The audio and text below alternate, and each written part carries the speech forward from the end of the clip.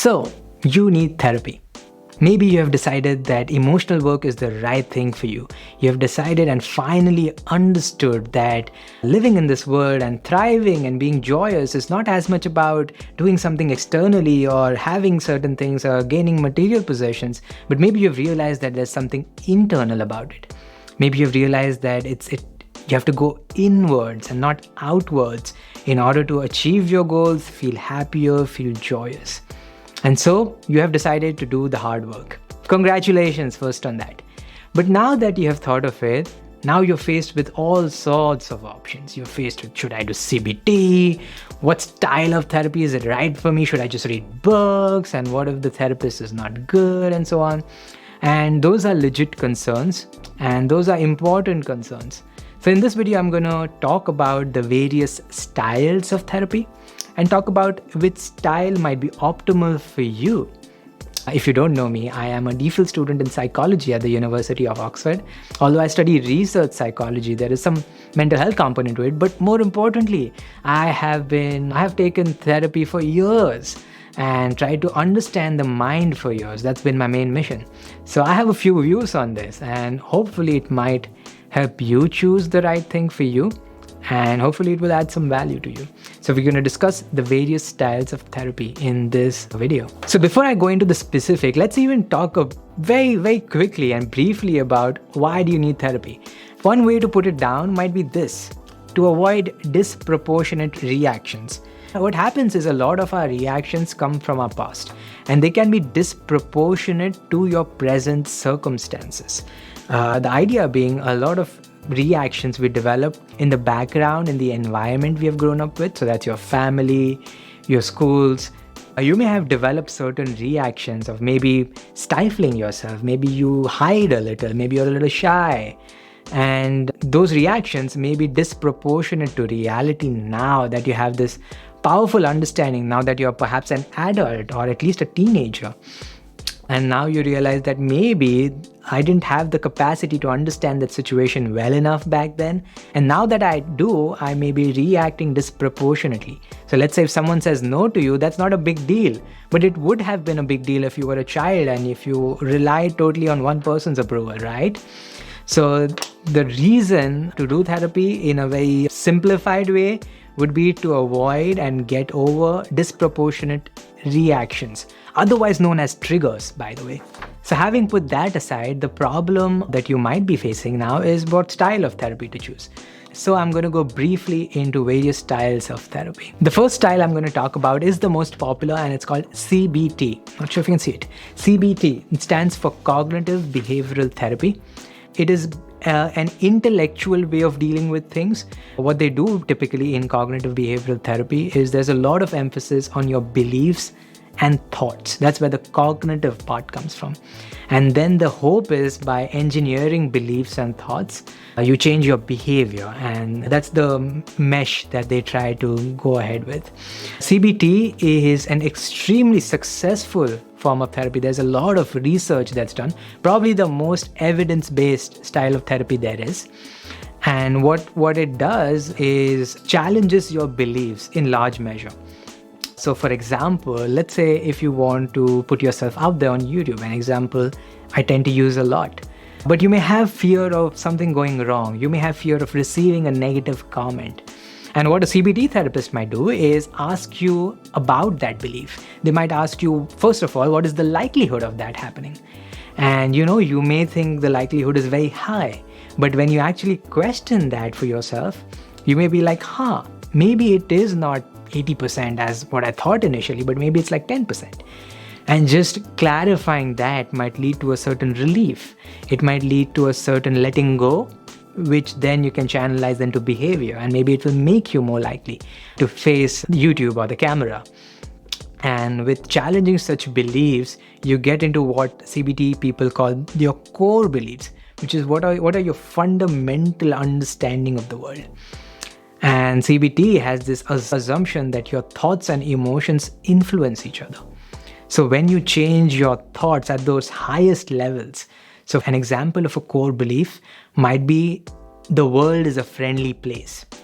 Or the example of a negative core belief might be the world is a hostile or an unfriendly place. The therapist might work with you in a way, talking about this core belief and talking about how much you believe in it, or what experiences or references might have happened that you don't believe in it, and is there any counter evidence for that. And when you focus on, actually people are generally friendly to me, and you can point at certain examples, then that leads to a certain emotional change. This accessibility and ease is why CBT, I think, is so successful. So if we have never done CBT, I definitely recommend it as the first point of therapy. But a lot of times what might happen is you have done this CBT, this is the most popular kind, and you might find that, it kind of helps, but there's something lacking.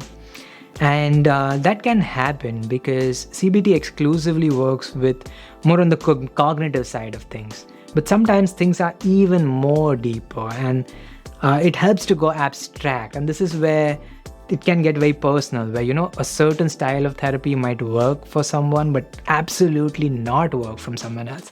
And same goes with a certain therapists, regardless of their style. So we're just going to talk about a few other buffet of therapy styles that are out there.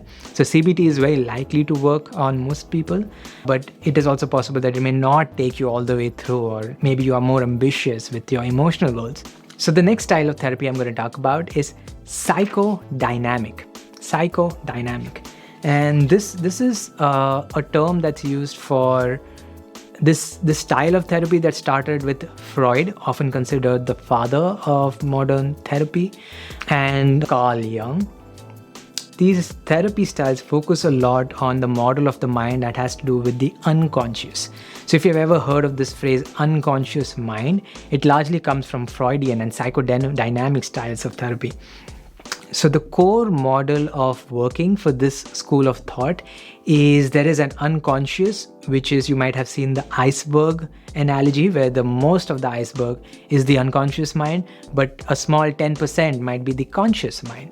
And so this style of therapy tries to go into the unconscious. It tries to understand things like, if you're doing Freudian, more like sexual drive and what's behind the things that you're doing. More Jungian way of looking at things might be, what's your shadow? So parts of you that you might have suppressed. And so this can be a bit of a deeper work and a bit more, sometimes they look into dreams a lot. That's quite common theme in psychodynamic therapies.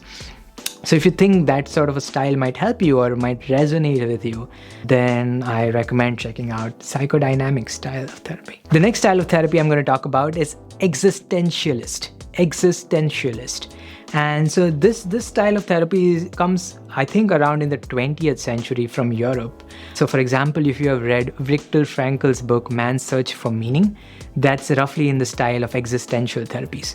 The kind of questions that existential style of therapies focus on are meaning of life questions. Like, what is the purpose of your life? What is your why? What's driving you? What are your core motivations? Who are you living this life for?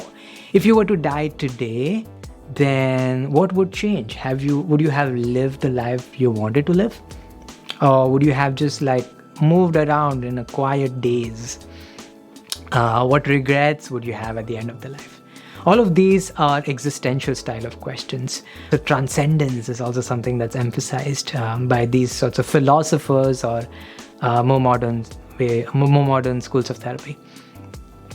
So if you think that you are at a place where you might feel a bit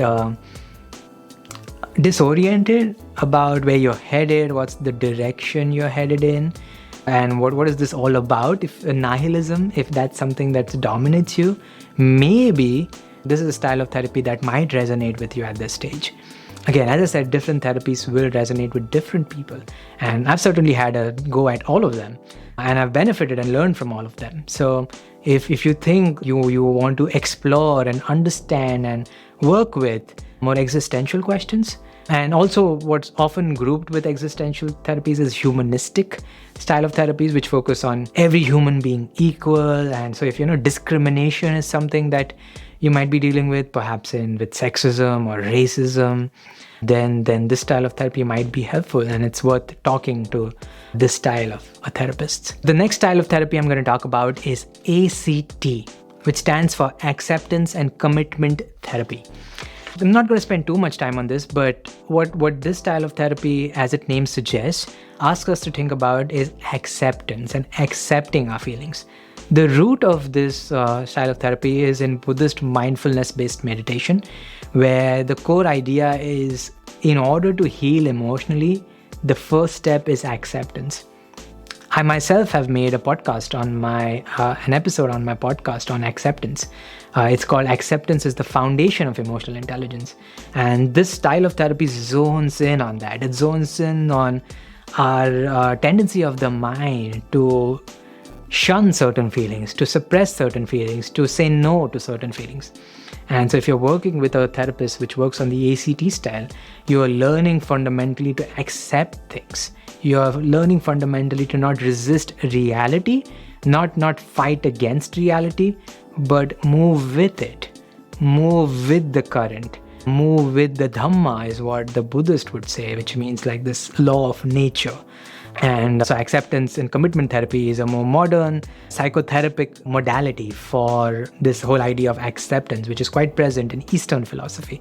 So if you think that your primary obstacle might be that, hey, I'm not very tolerant of my feelings. Let's say when anger comes around, you're just like, oh, just go away.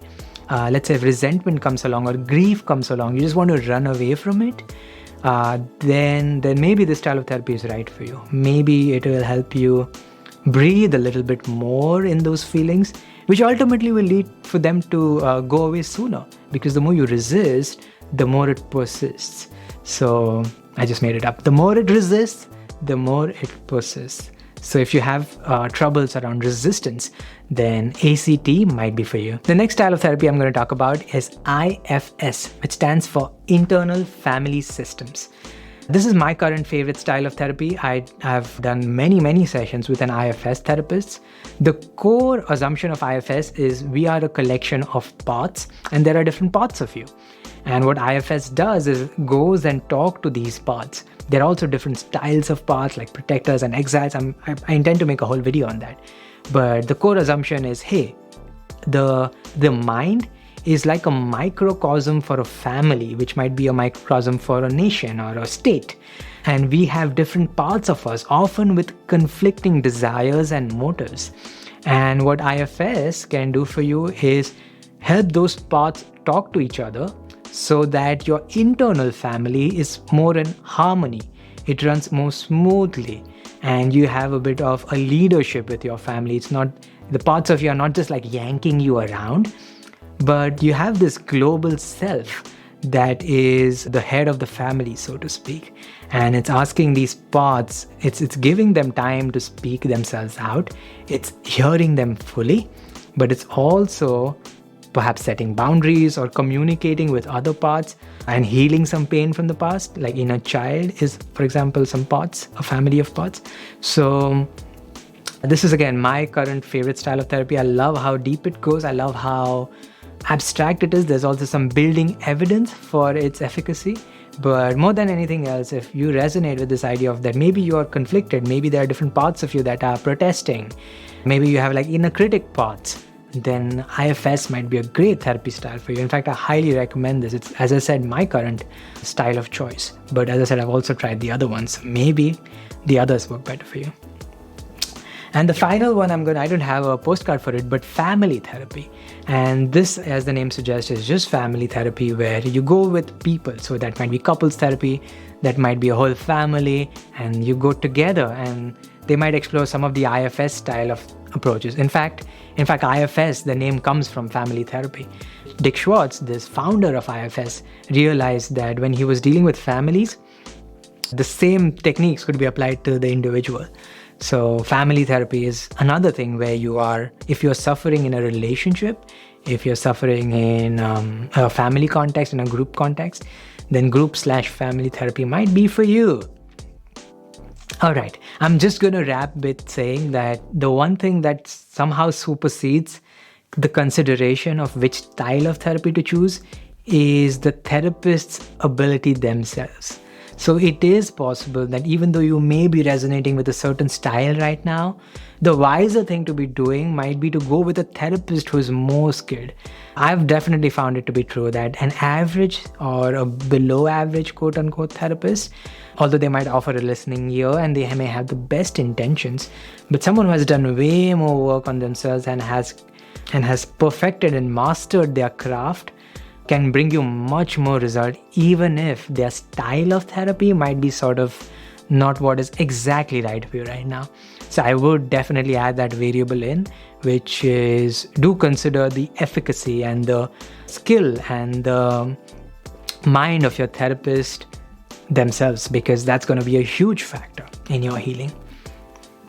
So once again, I'm just going to thank you for choosing this path of healing and for growth. I commend your courage, and I hope you have the best of times healing and getting over those disproportionate reactions and just bringing your authentic and beautiful and majestic self out there.